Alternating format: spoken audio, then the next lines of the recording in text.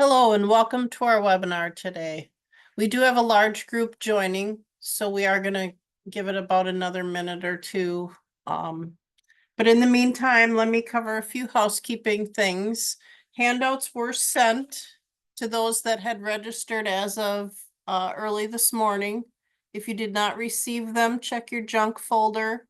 They will be sent out again at the end of the webinar, along with an evaluation. Those evaluations will be sent to those that attend the webinar in its entirety. If you don't attend in the entirety, you are not eligible to receive a credit. The recording will be posted on the ComforConnections website around the 20th of August. You can check back for that. If you have questions throughout the webinar, please place them in the Q&A. We will try to get to all the questions, but if some aren't covered by the end of our time together, we will answer those in the next few days and have those answers sent to you as well. I would like to hand this off to Colleen and Tiffany, who will be our presenters today. Colleen, Tiffany? Well, welcome everyone. You're here to learn about the strategies for the aging services addressing relocation stress. I'm Colleen Toebe, and I've got with me Tiffany Robinson. A little bit about me. I am a nurse consultant and the director of consulting services for Pathway Health. I have been a consultant with this company for over 13 years and have experience in long-term care, home care, and assisted living. Tiffany. Hello, my name is Tiffany Robinson. I'm honored to be here with you today. I have worked for ComforCare for the last 19 years. I hold a bachelor's degree in social work from Oakland University, which is located in Rochester Hills, Michigan, and a certificate in instructional design from the University of Maryland. At ComforCare, I work as a training specialist. I specifically work with onboarding our new offices and helping them facilitate their training programs. Well, thank you, Tiffany. We're going to go ahead and start our webinar now, and our main discussion is going to be based on our objectives. Within that session and upon completion with the session, the participants should be able to understand the risks and the characteristics of relocation stress. In addition, I'm going to discuss 3 phases of relocation stress syndrome and the importance of developing a care plan on relocation stress, the need to educate the care providers on this syndrome. First of all, as healthcare providers, we need to understand what relocation stress syndrome is. Within this, relocation stress syndrome is a topic that can affect all individuals. We often think, well, what is relocation stress and why is it important to our industry? It's extremely important. It not only affects individuals like myself moving from one location to another or moving from one job to another, but it specifically impacts those older adults with greater severity. The older adult is not only dealing with the physical changes, the psychosocial changes, even the loss of a spouse. But in addition, we've got to understand this syndrome to ensure the transitions have positive outcomes. Relocation stress was first defined as a syndrome in which the physiological or psychological disturbances were a result of that transfer from one environment to another.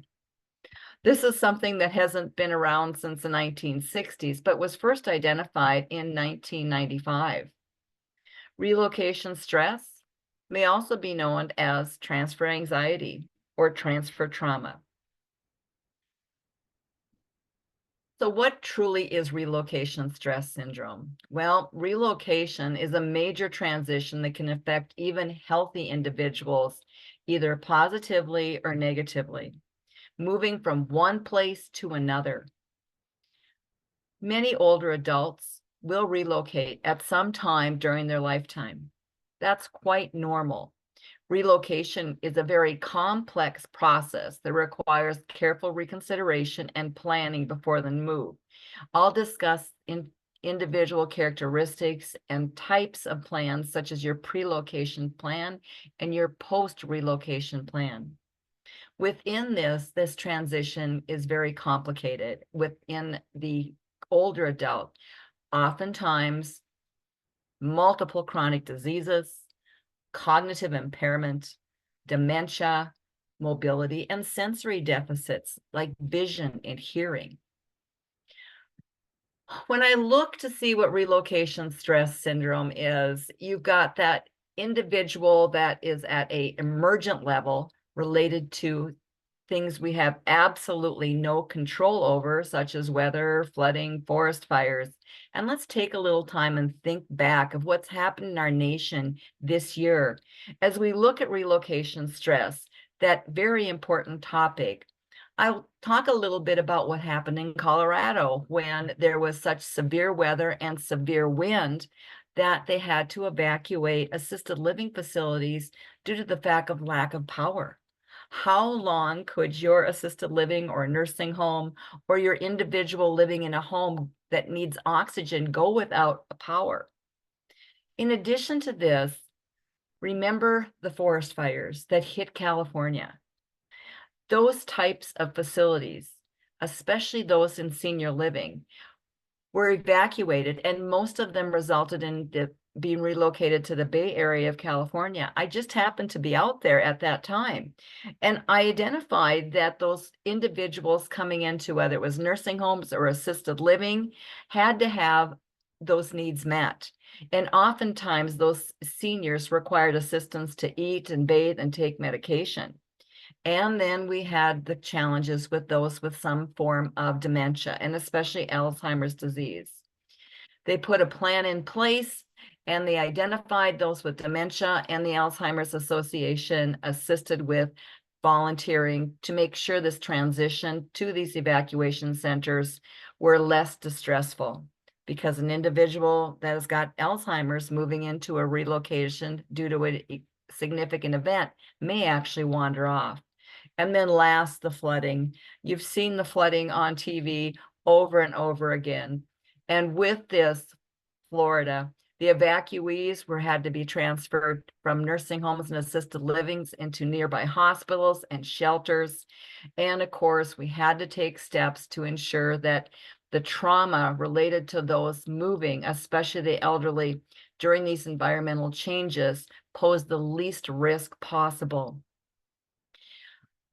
As care providers, we are required to have emergency preparedness plans, and especially things that will look at that relocation. So from today's topic, moving on to things that we cannot control, such as our environmental problems that will occur with weather, we have to take a look at what about basic moving? Well, though it might not seem like a big deal, it is a big deal for our older adults, especially when they may not desire to move. We have children that come and say, you're not able to stay at your own home anymore. We need to move you where you can be more supervised. With this relocation stress syndrome, also identified as transfer trauma, those symptoms can influence our behavior. If you look at this on an individual basis, and you remember those people that have come in from home to the nursing home, their home to the assisted living, or even into an independent living environment that they now are receiving services, anyone can experience this. Individuals with depression, anxiety, individuals that have some forms of dementia, and then those chronic diseases. But the one thing with relocation stress that we need to take a very close look at is, how is it going to impact that older adults? They've had studies, and many, many studies on this. And as individuals move from their living environment where they were independent, a lot of these disorders have gone undetected. And these adjustment disorders have been oversimplified. Oh, they'll get used to it. It won't take mom very long to get used to moving into this assisted living. They have a lot of things going on there, but that loss affects those older adults. And we can't simplify this. This trauma, this relocation stress syndrome and trauma that happens is expressed in different ways by different individuals. A lot of times they're extremely lonely. They miss going to their neighborhood grocery store or seeing their neighbors out on the lawn. They miss things that they're used to, and then getting used to individuals that are living within that community. Oftentimes, again, they're linked to loneliness, depression, anxiety, and of course, changes in their overall health problems. Research again has stated that those adults within studies have varied, and anytime we have that relocation, whether it be in an urgent situation or non-urgent situation, many may die within the first year, about 40% in a recent study. People that were more vulnerable to this are those that had low physical functioning and over the age of 85. Changes happen as our body ages. I mentioned the sensory deficits, the ability to hear and see, and moving into that new environment. They impact their loss and their self-control, their self-identity, and their self-worth. And then the lack of privacy. I was living at home before, and now someone's knocking on my door wanting to give me medications. Why can't I give my own medications? The psychosocial transition is highly stressful. That lack of dignity and self-worth, and that ability to now share spaces with individuals that you may not know. I'm going to also discuss some of the concepts of moving from one permanent residence to another. And sometimes it's precipitated by a hospitalization. I've fallen at home. I didn't fracture anything, but the family thinks that I need to move. Within that relocation stress syndrome, we have got to understand that the chronic health problems and that stay in the hospital is going to exacerbate our pre-location time period. Our time period related to pre-location stress is not going to go away in 1 month or 2 months. It might be there up to a year. With transfer trauma and relocation stress, which can be considered to be interchangeable, are known by the American Association of Diagnoses as relocation processes. Within that, these things can have some problems with confusion and hopelessness and restlessness, in addition to fatigue, inability to focus, inability to apply changes such as eating and sleeping habits, inability and susceptibility to diseases. This inability to care for self is going to impact that older adult.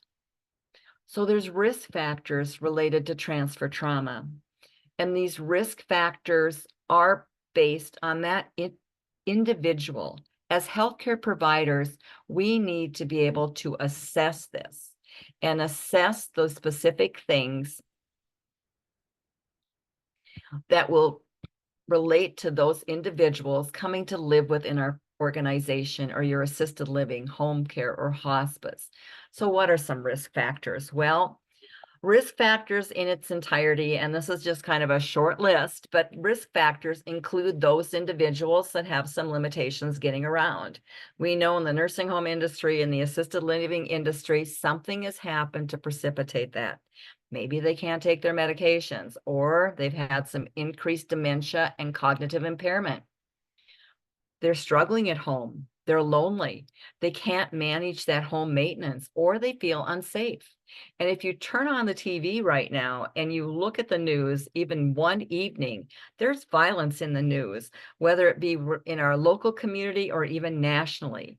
Women are extremely vulnerable. Not only are women still living longer, but they may be without their spouse, or they could be widow or widowers. Residents, relocation stress, anytime an organization is at risk of closing down. And we've seen some organizations, long-term care facilities, assisted living facilities that have either at risk of closing down or have had to close down.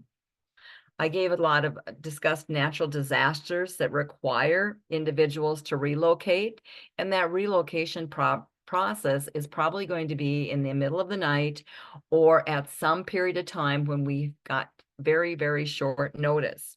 So those natural disasters have got to have some focus as we look at relocation stress syndrome. Then other risks will include things like cognitive impairment. Now, if you've got sensory impairment, people are not able to hear or not able to see, it could be identified as cognitive impairment, and it might just be sensory deprivation. With this, long-term care facilities, living in a long-term care facility, assisted living facilities are risk factors. Little or no failure with support systems. And then, of course, a diagnosis that includes dementia. Nearly half of the individuals that live in facilities such as long-term care and assisted living have some form of cognitive impairment. Within this, overall, we're seeing a rise in those that are experiencing Alzheimer's disease and essentially any type of cognitive impairment. If they've got a diagnosis of cognitive impairment, it is going to go ahead and impact how they're able to transition and the health effects that could be attributed to transfer trauma.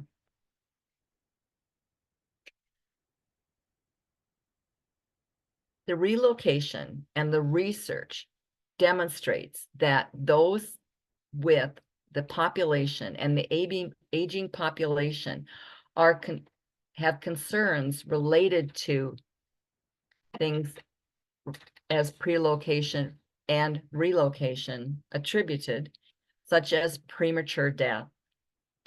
A lot might be dissatisfied with the move. There could be a withdrawal of social activities, a decline in physical, mental, behavioral, and the functional status and functional well-being.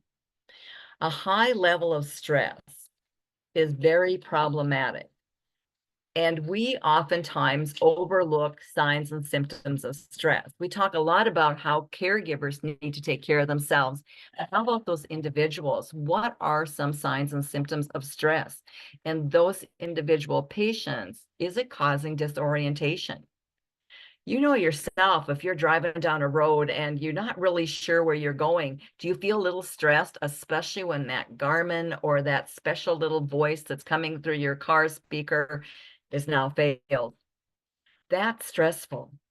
That disorientation and that fear of not knowing who you're living with, fear of going out to eat in an area that you're not and very unfamiliar with, and then the reaction. And you know yourself, and as we screen people for home care services, as we admit to assisted livings or nursing homes, do they have a lot of questions? Repetitive questions. We're constantly asking about certain things. How are they feeling? We're testing cognition. We're asking them questions about culture and race and how they were doing at home.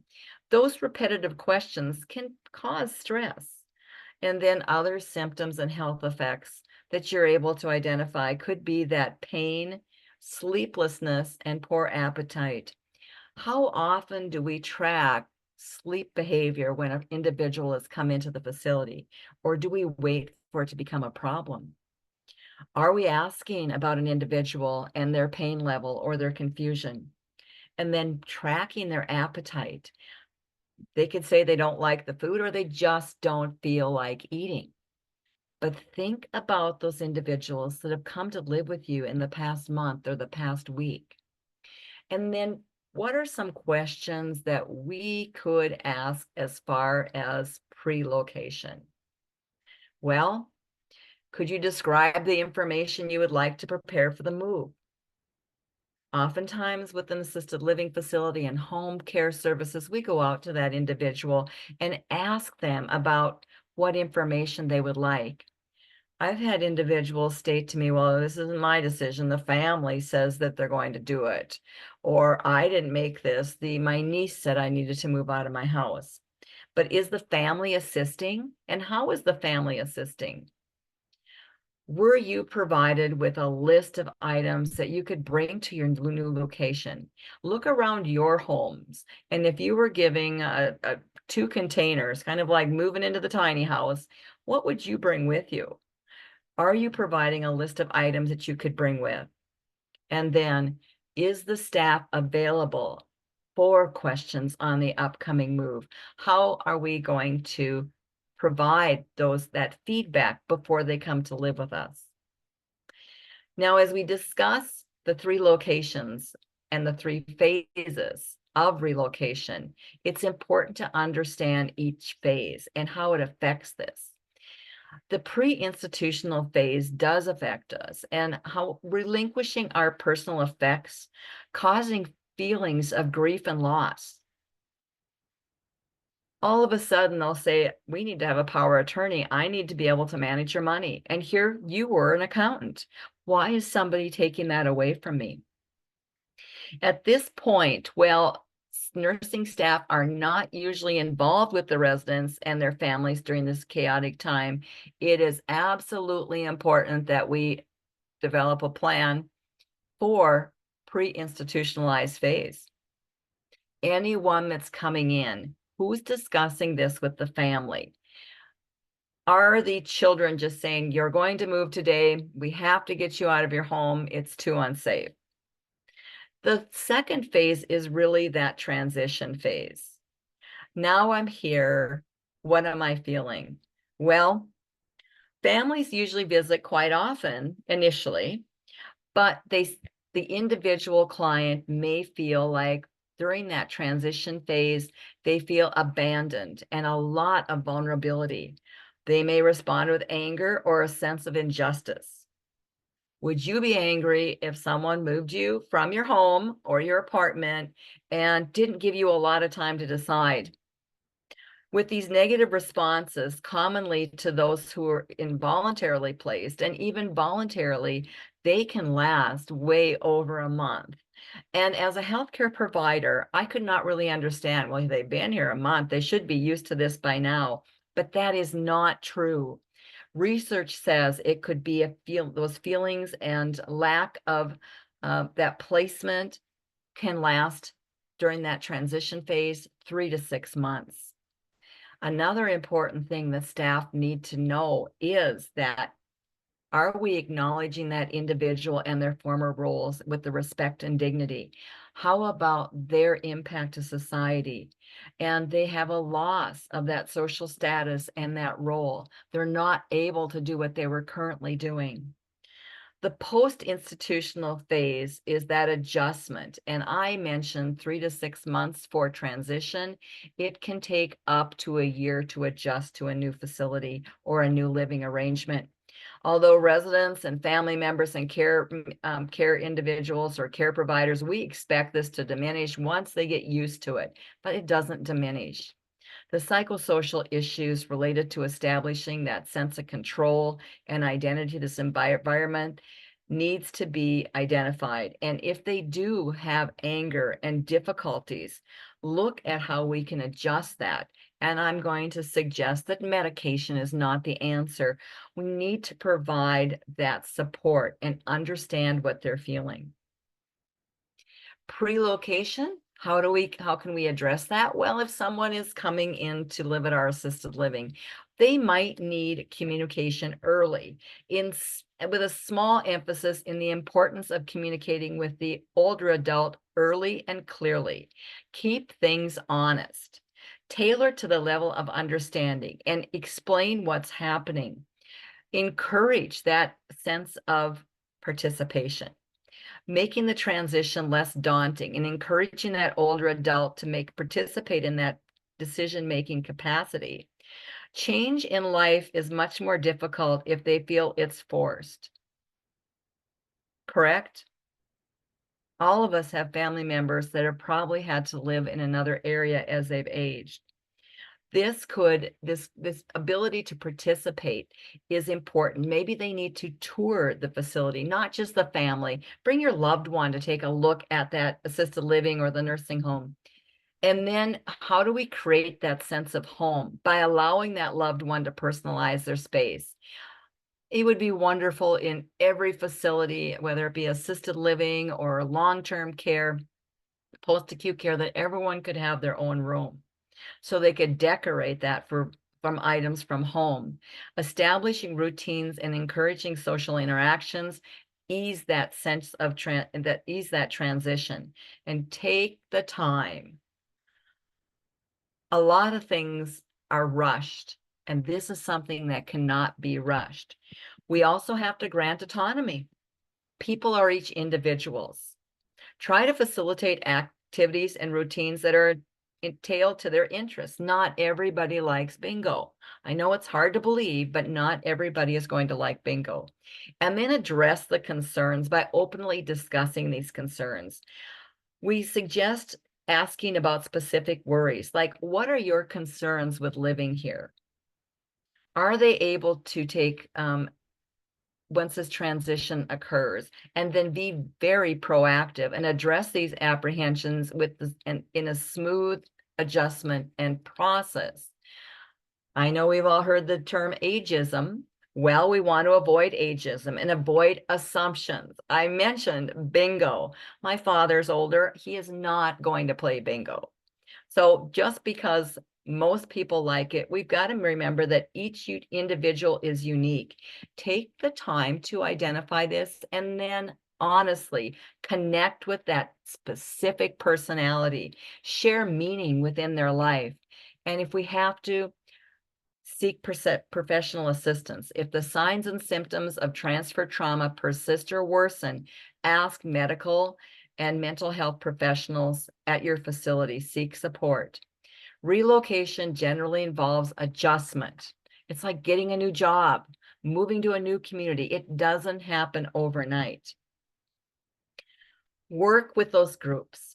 We've got our transition phase. And as we transition, our second phase, this phase is key. And the key point here is allowing the adult to make decisions.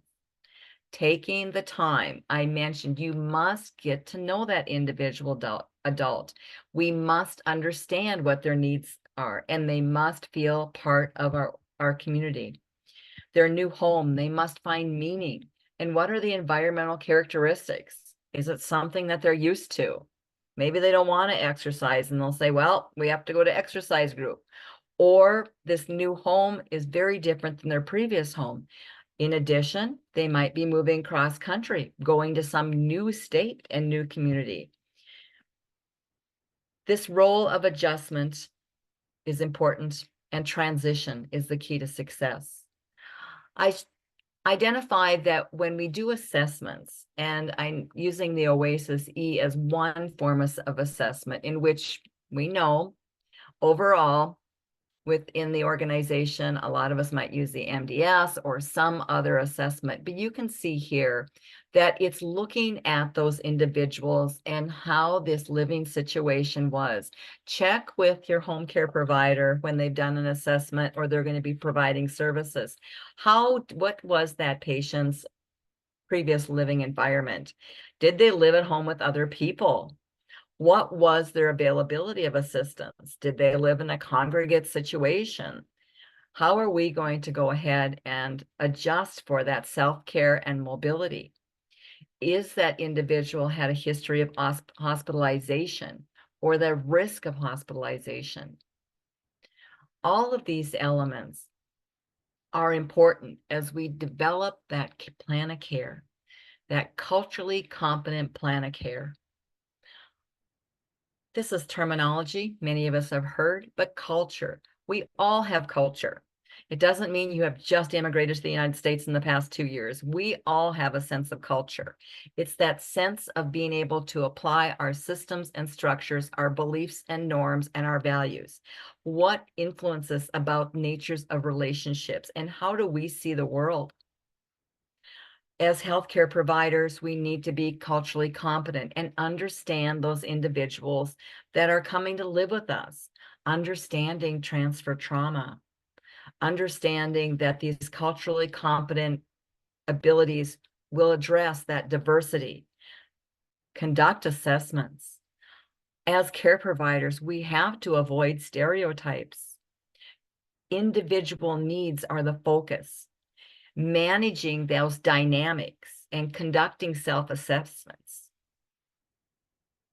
With this, adapting to diversity and the cultural context of our community.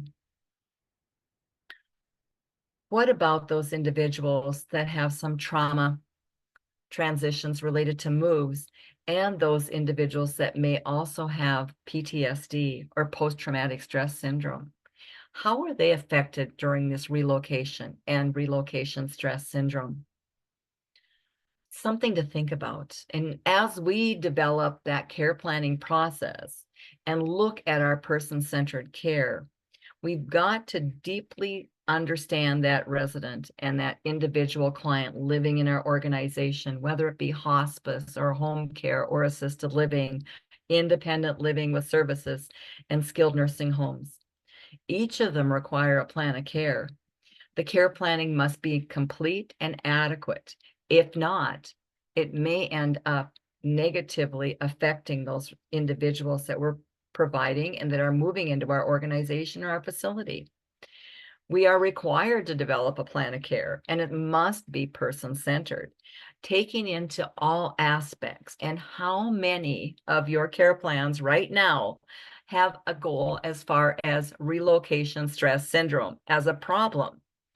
I would guess not very many, because in my experience, I haven't seen any or barely any related to relocation stress unless an organization is closing. The facilities need to look at the physical, mental, and psychosocial needs and preferences of the client that we're caring for. The person-centered care just means simply focus on the individual, understand the individual, have the ability to communicate with the individual, understand their daily routines. If they went for a walk every morning when they were living at home, can you provide that walk every morning when they've moved into your building?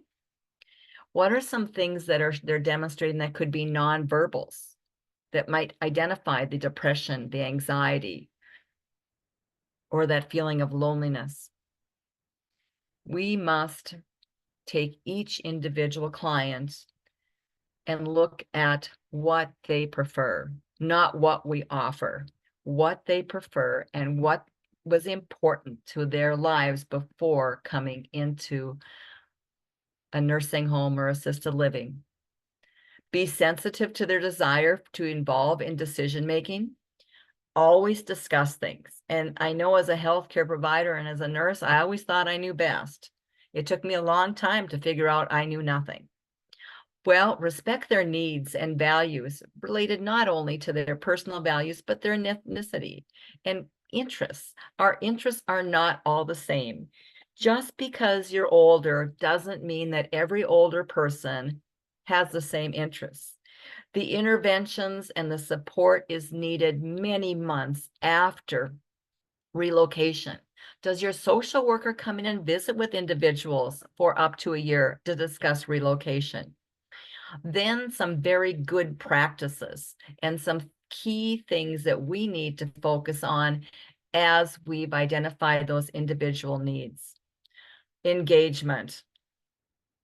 Look at how we're going to engage individuals in this decision-making process. Identify their needs based on your assessments. The person-centered plan of care is going to follow through with all of the things that we do in our organization. Why did that individual come to live with us? Was it related to a fall at home?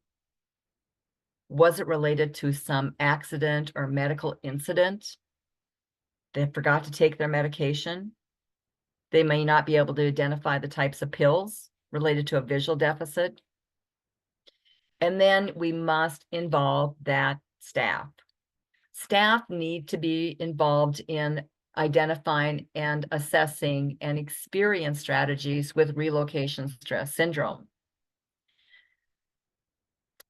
The older adult could have difficulty making some of these decisions, but you've got to do your best to make sure that you keep the individual involved and listen to their response. Take some time. Well, make sure they can hear what the questions you're asking is also important.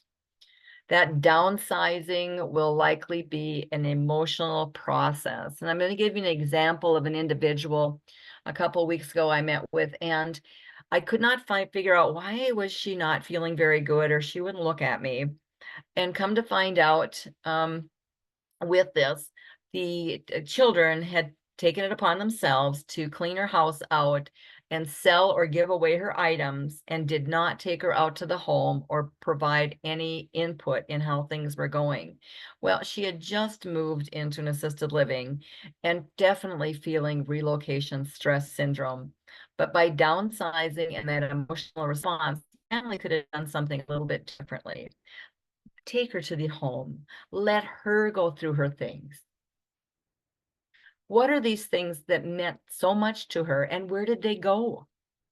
I know people have been upset because they can't find their sewing machine.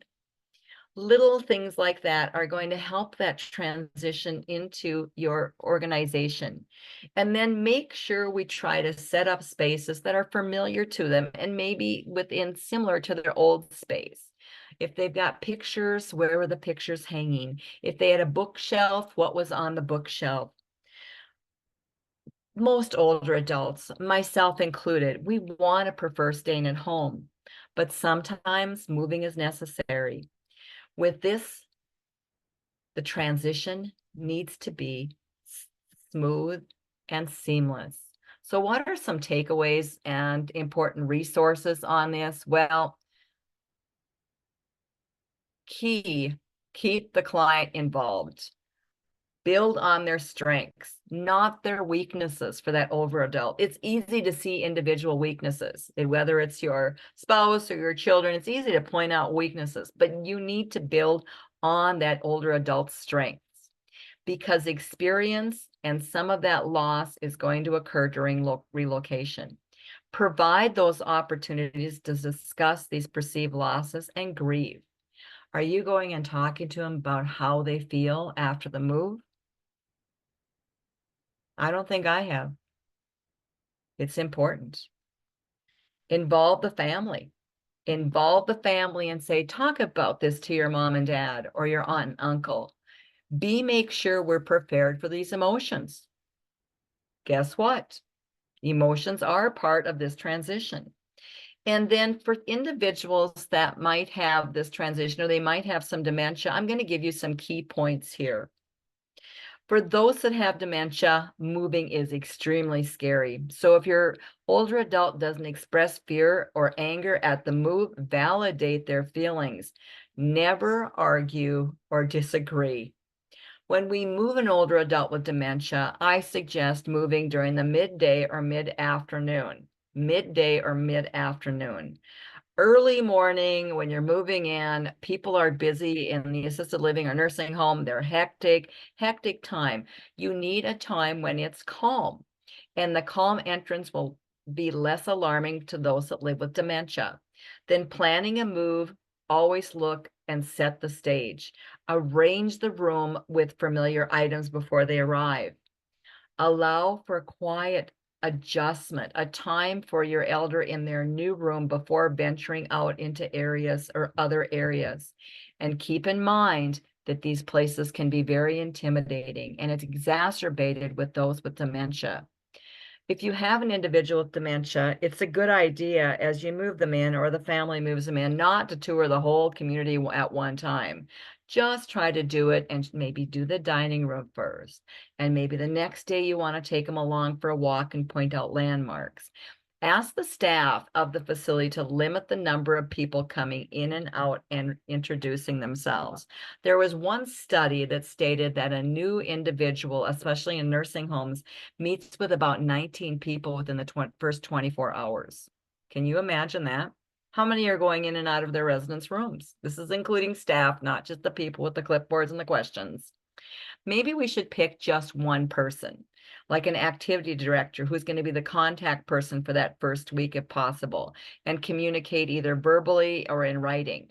If your elder has been receiving home care, have the scheduled caregiver continue to visit that new community for the first week or two. This helps with transitions and can be very beneficial for the staff that need to learn about that new resident. And then if you can, families or an activity person or someone caring for them, join that older adult for meals at least for the first couple days, and then choose a quiet area in the dining room. If you look and sit and eat in your dining room, whether it be again in an assisted living or a nursing home, it can be kind of loud and upsetting, and they could be agitating, and then limit that by keeping that older adult with possibly dementia or having some cognitive issues in a quiet area. You've got to keep happy, show joy, show that their loved one, even living with dementia, they are able to not necessarily understand their words, but how you make them feel. How you make them feel. And then prioritize, make a list, and make sure that we keep to their normal regime of activities. This is just a little plan of care related to a temporary plan of care related to transfer stress syndrome. By doing this, key points as we walk through this, your older adult is going to have some transfer stress and related to a move, at least for up to 6 months to a year. The older adult is going to exhibit signs of stability, or they're going to exhibit that deterioration in mood thought exhibited by anger, depression, and withdrawal. A lot of times when individuals have dementia or Alzheimer's, when they move in, the first thing we might do when they can't sleep at night is try to give them medication. Let's put medication aside and look at that underlying need related to that relocation stress. Brittany's going to talk about strategies to educate the care provider for this implementation. Thank you, Colleen. Let's go ahead to the next slide. Thank you. So educational needs for your professional staff. Our number one goal when it comes to training is enhancing our professional staff skills while improving the quality of care for clients. We want to promote staff and client safety, comply with regulations, and attract and retain quality staff members. Why does having a comprehensive training plan matter for professional caregivers? Training provides employees with the skills they need to provide quality professional care. Caregivers who receive regular training are more likely to feel supported and engaged in their roles. They're also more likely to be more satisfied and comfortable with their position. Training plays a vital role in the home care industry, and it's not just meeting the requirements. It makes sure caregivers are well equipped to provide top quality care. It helps caregivers feel supported and engaged in their roles. This can actually help reduce caregiver burnout and turnover. Training can encourage career development and advancement opportunities for caregivers. Adding training and education can encourage a higher interest in learning, and interest in learning that can lead to a career advancement. For example, having a caregiver pursue a nursing job. Training can aid in stress relief and management. Caregivers who feel well prepared and supported in their roles can have lower levels of stress. And training can lead to improved satisfaction of clients as they're receiving consistent quality of care. The more knowledge, skills, and experience your caregivers have, the higher likelihood for their productivity and effectiveness in the care they provide. The first part of thinking about a training program and a training plan is to think about not only providing initial training to new hires, but also to provide ongoing training on at least an annual basis. It's always important to touch back on important topics to provide re-education as needed, especially as we touch on today's topic of relocation stress. We want to make sure we provide the valuable trainings and supports to our staff so they feel comfortable and confident providing care, especially as we're working in a transitions of care environment. As you create your training plan, make sure you have clear goals.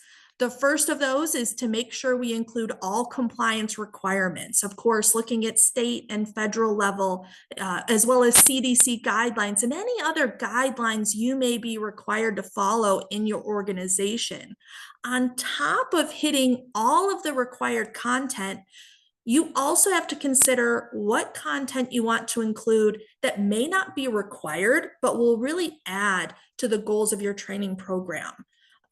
Adding in additional training can greatly help, especially when we think of a topic like relocation stress. We want our employees to really feel like they are able to offer assistance to these clients as they go through this transition of care. They need to have a plan. They need to have tools, and they need to have interventions that have a higher level of success. You also want to communicate your training plan to your team and staff, and make sure that you encourage communication and questions to be brought to your training lead. Regularly look at your training plan and adjust, add, remove items as needed to ensure that you are constantly hitting the goal on the training that you're looking to provide. Don't be afraid to ask for employee feedback, as this is how you can adjust and readjust your training curriculum to fully meet the needs of your staff. Ask what items are missing. Are there topics we're spending too much time upon? Is the information presented in a digestible format? Feedback is key to building a program that's going to be meaningful and successful. We want to make sure that we are proactive in our training planning. We do not want to be constantly reacting to situations. We want to try to anticipate the tools and interventions that the team will need. I encourage you to always take a proactive approach to training. It's much easier to provide training ahead of time versus responding to an issue and feeling as though you're quickly and very reactively adding new training due to a missing link in your previous training. Let's talk about ongoing surveillance. Many of us are already checking in for reassessments or periodic supervisory visits. Make sure that you are taking advantage of seeing your professional staff members in action. Are they following protocols? If not, use this as a teachable moment. Provide on-the-spot training. Coach your team by example. Show them proper techniques if needed. Keeping the lines of communication open and encouraging them to reach out with concerns. You want to be available and respond promptly to caregivers' training questions and concerns, especially keeping those lines of communication open when we're working with a client who is in a transition of some kind, such as a move, regardless if that move is planned or an emergency response.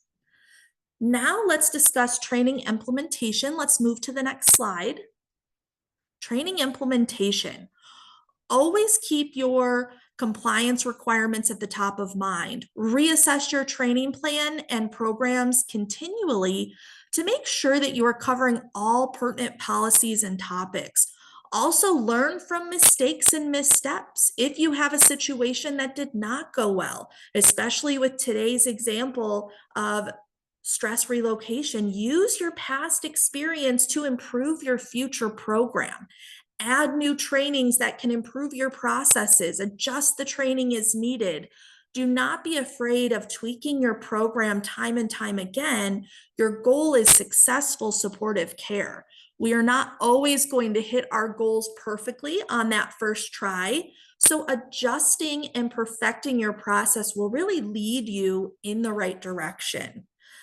How to be successful. In-person training can be great, but consider also maybe leaning into technology and virtual ways to provide training. If you are not ready for a fully virtual training or not able to provide a fully virtual training, consider a blended learning model. Hold some parts or topics in person while holding other components in a virtual element.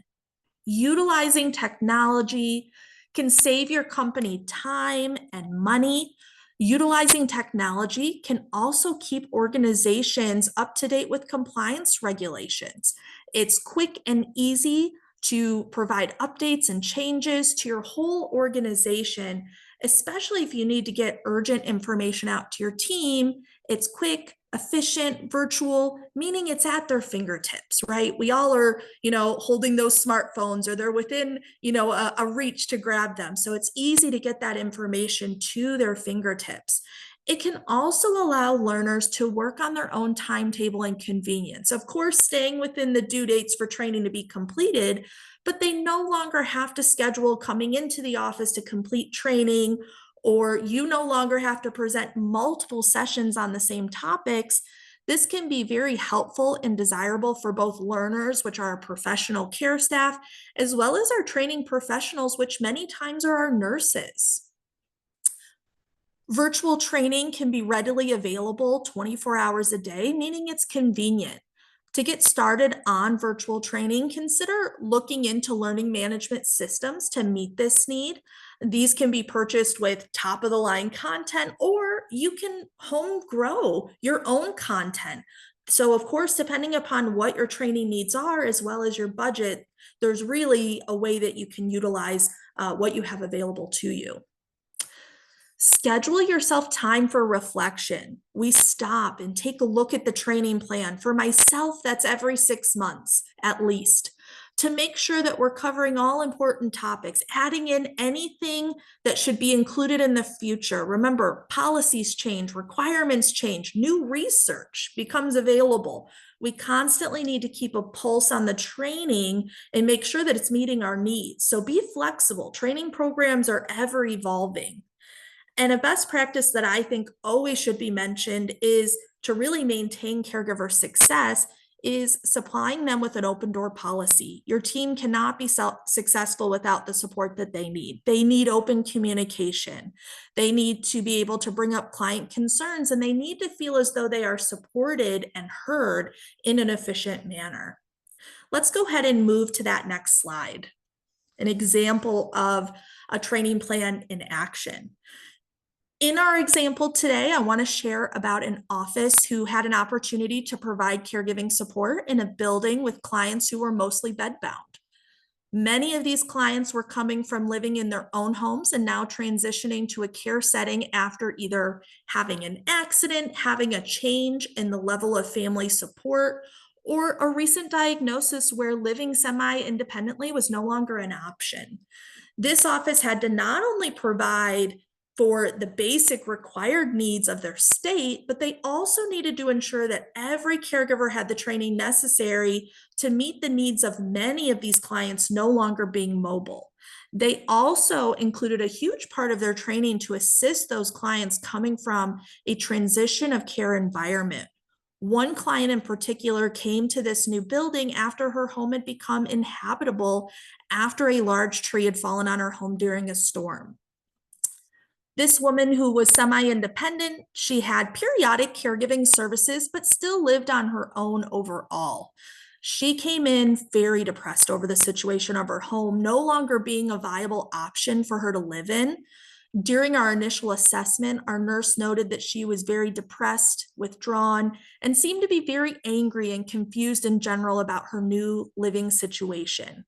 Our nurse right away wanted to independently brief each caregiver that would work with this new client. She wanted to provide strategies to encourage the client's independence. She wanted to provide interventions to help the caregivers with the client's day-to-day care, but also her mental outlook. She also wanted to limit the amount of caregivers working with this client to provide this client with a more stable environment that really held daily consistency for her. The nursing staff paid close attention to this new client, making sure our plans and strategies met her needs. They adjusted the plan as needed, and they looked for caregiver feedback and client buy-in. Making sure your staff is mindful of the effects of relocation and the stress that can be caused to our clients is important so that we can be successful in noting when a client is potentially at risk for experiencing some negative effects due to their relocation and transition of care. It's important to provide training on a broad scale of what you want all caregivers to have knowledge on, but also provide more specific training to particular caregivers that really go hand in hand with their client's condition, situation, and even their mental outlook. Give these caregivers guidelines that can change the day from being difficult to working easier. We always say we want our clients to have better days, and individualized training by client condition is absolutely one way that we strive to do that. Our team has also created, which can be best described as training in a minute. And what I mean by that is we took multiple topics, including relocation stress, and we created educational videos that are 5 minutes or less. These give our caregivers a quick reminder of what a particular condition looks like, tips and strategies to be more successful with that client. These have been huge. Caregivers do not always have 30 minutes or an hour to dedicate to a last-minute training session. So these training in a minute videos really can be helpful in just giving them that extra push of education, confidence, and tips for what their day with this client will look like. I want to thank everyone for their time today. I know we are opening up for questions, so please, if you have any questions at all, please type those in, and myself and Colleen are happy to answer those.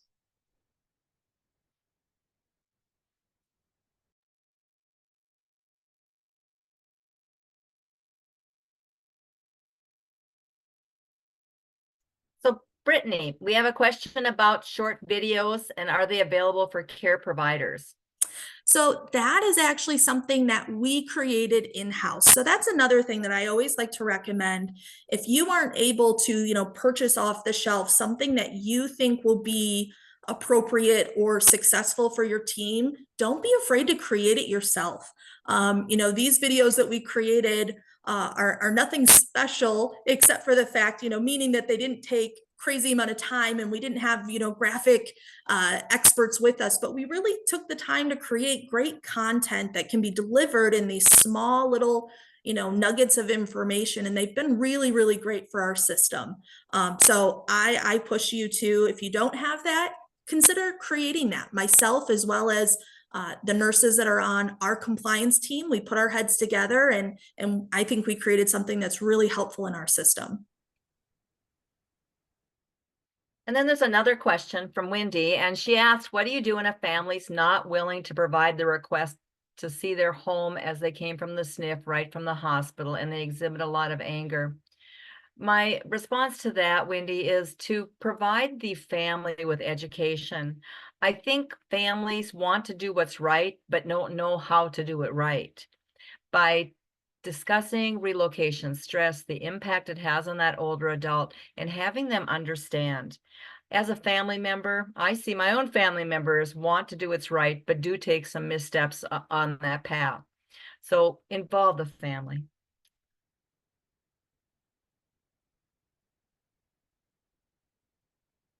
There any other questions?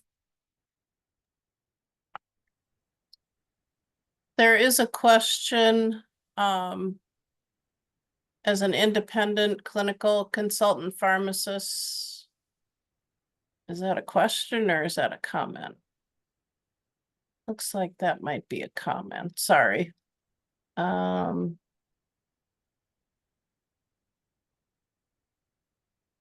do think that is all the questions.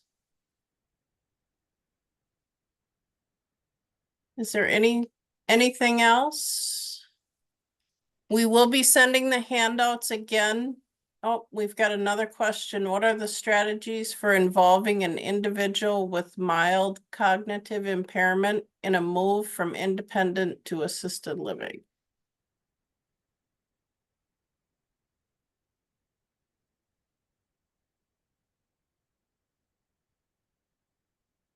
Colleen, do you want to take that one?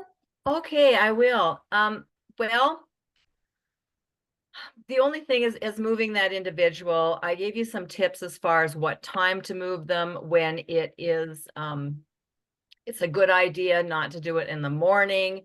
With mild cognitive impairment, go out and show them their apartment. See if you can get that transition from that previous care provider, especially if they're under home care contract or home care, to come with them and transition, and then involve a kind of a handoff, a real informed handoff between the independent possible home care caregiver and the one in the assisted living.